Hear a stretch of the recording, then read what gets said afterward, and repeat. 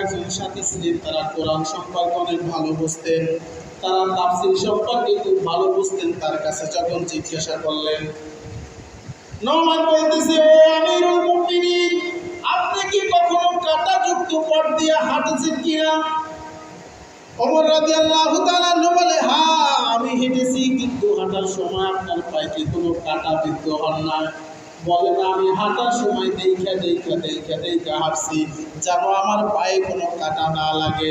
আবার আমি হাঁটার সময় আমার জুব্বা পাঞ্জাবি একটু জায়গায় নিয়েছি, যেন কাপড়ে কোনো কাঁটা বিদ্ধ না হয়।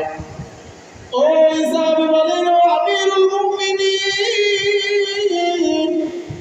ঠিক তাকওয়া হলো এমন একটি রাস্তা, যেই রাস্তার চারিদিকে কাঁটা থাকবে, কাঁটাযুক্ত পথ থাকবে, পথের মধ্যে কাঁটা বিঁধানো থাকবে।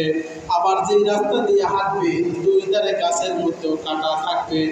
আপনি যদি সতর্কতা অবলম্বন না করেন, আপনার পায়ের মধ্যে কাঁটা বিদ্ধ হবে, কাপড়ের মধ্যে কাঁটা বিদ্ধ হবে।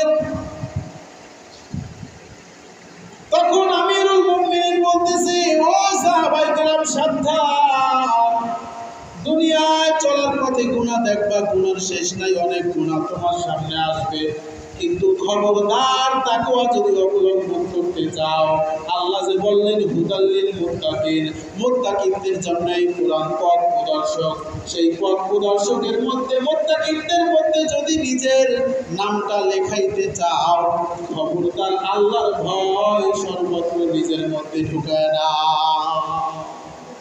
সুবহানাল্লাহ।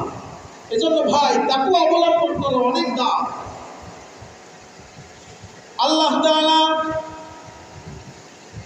এই তাকওয়া অবলম্বন করার পর আল্লাহ রাসূল সমস্ত মানুষদেরকে তাকওয়া কি বলছেন, তিনটা মূল উসুল বলিয়া দিলেন।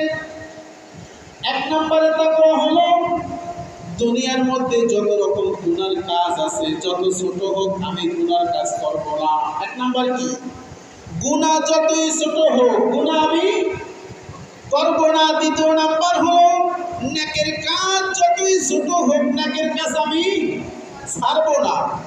আপনার কাছে একজন লোক আসছে, রাস্তা চিনি না, এখান থেকে রাখাল ব্রিজ কোন দিকে, আপনার কাছে জিজ্ঞাসা করলো, আপনি যদি বলিয়া দেন এখান থেকে সোজা যাইয়া ডান দিকে মন করছে, আল্লাহর রাসূল বলেন এটাও একটি সওয়াবের কাজ। আপনি রাস্তা দিয়ে চলতেছেন, দেখতেছেন একটা